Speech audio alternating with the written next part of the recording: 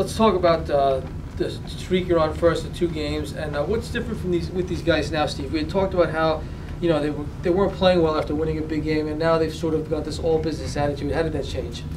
I mean, I think your season goes growth. Getting Gene back certainly. Right. When you lose your leading scorer, leading rebounder, and leading charge guy in the conference, that certainly changes some things. But I just like our approach. I think we've practiced better. I think our young guys get a little more consistent. And again, having Gene back, is a big key for us. What do you think came out? We've talked a lot about their players only meeting. From your perspective, what changed? What came out of that mindset-wise? I mean, I don't know. Maybe they're using their phones less. That's what my hope is. So I know one thing, they practice better. So they've been more focused in practice on the details of the game plans. They've done a good job, and I think guys are really formulating their roles too. We've gotten great minutes from Shaq Carter. We've gotten great minutes from Miles. Like, those guys are getting better, and Montez and Ron Harper and Caleb have come on strong, and then Gio has been really good. So Gio's been real good leadership-wise, defensively. Forget about the offense. Everyone focus on that because it's all about points. But I always look at all the other things. He's doing a great job in the huddle. He's doing a great job with the young guys. He's getting assists. He's guarding people. So, a lot of it starts with Gio, and then having Gene back, who's the leading rebounder on our team, helps. So I think those are some of the things, and hopefully if those, players' meetings help, that's great. But, I think their practice and their approach has been good. Okay. You said get off their phones. I mean, what do you mean by that? Like, they're kind of learning how to... Yeah, put the phones away. The phones don't help them shoot free throws. The phones don't help them shoot threes. They don't help them prepare for games. So, put the phones down. Give the phones a break. Enough with the phones. Is that something you thought was an issue early on? Or? No, it's an issue everywhere. Okay. My own family to, phones are an issue. Waste a lot of time on the phone. So, trying to get these guys to focus on things that are going to help them be better in basketball. The phones aren't one of them. You can't take the phone with you on the court. Steve, you said didn't play against Penn State. Was that a coaching decision? Was that injury? Yeah, I mean, every game. Shaq Carter didn't play in some games.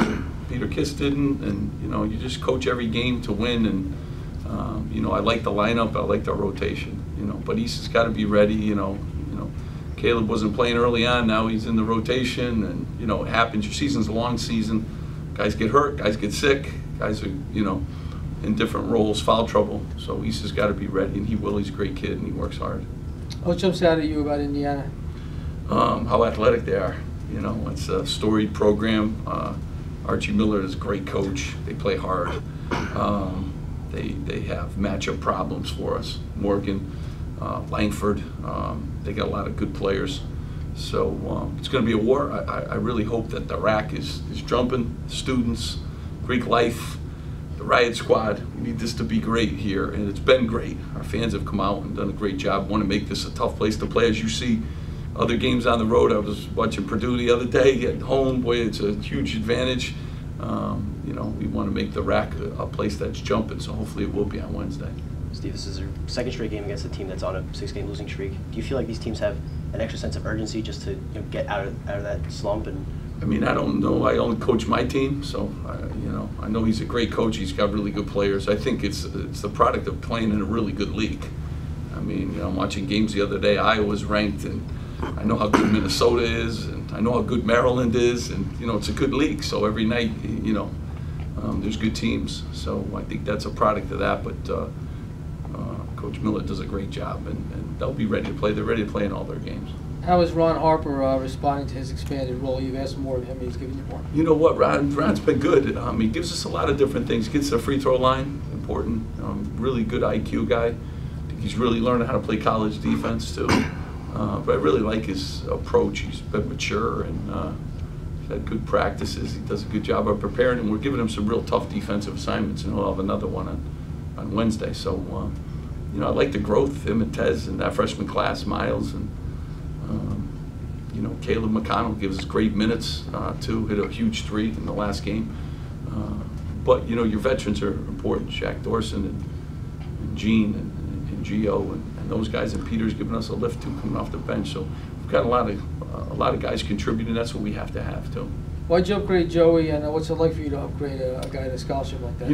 As you guys know, like, I'm blue collar. When I took over the program, you get what you earn, and you know, from day one, Joey's been all in. He's great. He's great in practice. He's great on the court, off the court. Never says a word, never asks for anything. You know, most importantly, I just love the way my team responded to that. And like, so Joey earned it, and you know, I thought it was a great reward for a great kid, but he helps us a great deal. Practice and his leadership and all the different things he brings to us. A great student, great kid. So I'm happy for him to be able to reward. And my team was even more happy. So you know, that was a good day for Joey. You mentioned Pete Kiss in his different role. How has he answered that? It's what you've asked him. I tell you, the other night defense was great. So like, I'm very proud of his development there. And you know, he's coming off the bench. He's giving us instant offense, and you know, he's done a real good job of being locked in and focused on, you know, what he needs to do. And he's been a very valuable, you know, guy coming off the bench for us. One more from me. There's a lot of questions. I know there's a lot to talk about. You're winning at Penn State on the road in this league.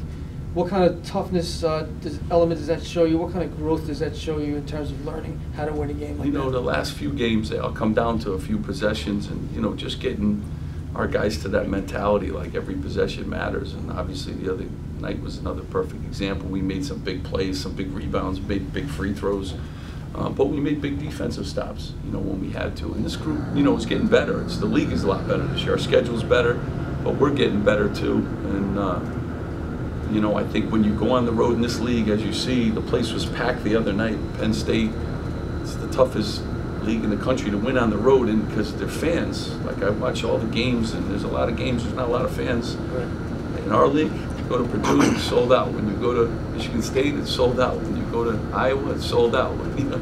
You know, like, so it's a real tough league, and that brings a different element too, to, you know, concentration and communication and the whole 9 yards. So, you know, real happy when you could go on the road with a young team and come back with a win. The last time Rutgers won 3 straight conference games was 2 conferences ago. What does it mean for your program that you're able to put these performances together? You know what? It's kind of funny. Like someone else said, you know, what I really want our guys, we're trying to go 1-0. We were trying to go 1-0 before the Nebraska game. Penn State 1-0. We have a 40-minute game 1-0. Like, that's what we're just trying to do, and that's where I think we are. You know, we're a young program. We got to do A, B, and C to win this game, and we're going to go 1-0. So, you know, those things are all great, but we're just trying to get that next one. Steve, going back to the fans, it was just announced that the Michigan game is sold out. What does that mean to you? Well, I mean, the fans here have been tremendous from the start, and I love our students. Even during winter break, our students come out, the band, cheerleaders, all the riot squad. It's Greek life too, and Greek night coming up too on Wednesday. So, you know, just great to have our fans there to support this team. I think this team plays hard. I think these kids are real likable, you know, kids, and we're fighters. So it's great to have that, and you got to have that in this league. You know, it's part of building a program. Like, this league is tough. When we go on the road, it's tough environments. So we're making the RAC a tough environment. That's great. You know, shows real growth. Steve, you saw Paul last night. What do you think of how he's playing and what he's doing? Wins. You know, wins. So I think, you know, very important, you know, to have players that understand the importance of winning. He's really a great kid, great family, and he plays for a great coach too. And you know, he does a lot of things, but winning probably #1 on his list. Do you feel like maybe you stole one there, like the rest of the country starting to realize how good this kid is? No, I don't really believe. You know, stealing is not. Was just a great fit for him, and he's a great fit for us. Maybe it's the wrong. Yeah, so we're you know, we're just real excited. You know, I think we've added pieces here to the program, like great families, and we continue, kids that work hard, kids that want to be here, kids that want to win, and he's a perfect example of that.